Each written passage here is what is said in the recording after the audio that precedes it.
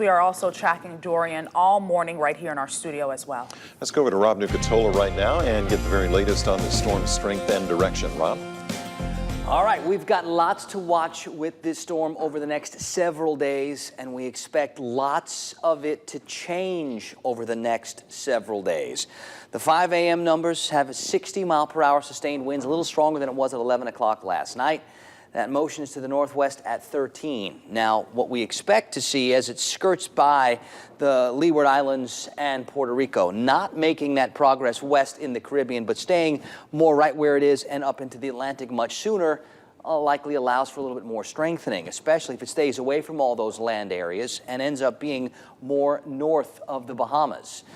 The National Hurricane Center path does get it to hurricane strength by Friday morning, and then this is where all the different divergences are going to come from. That cone's getting bigger 5 days from now, not smaller, because there's so many different possible solutions with this.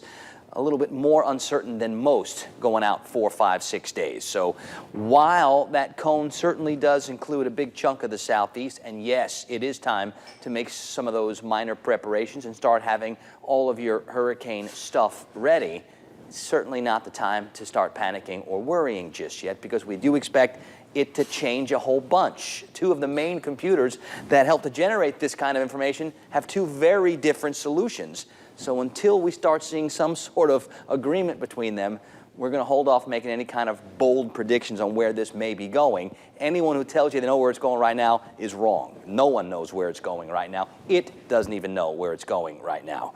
What we do know is that as it works its way up here a little bit more north next to the Leeward Islands, that's going to allow it to encounter less land than if it were going to be farther over Puerto Rico or especially over the Dominican Republic. So yeah, I am buying it getting a little bit stronger as it works its way north towards the Atlantic. That's the first thing and the only thing that we're pretty certain of.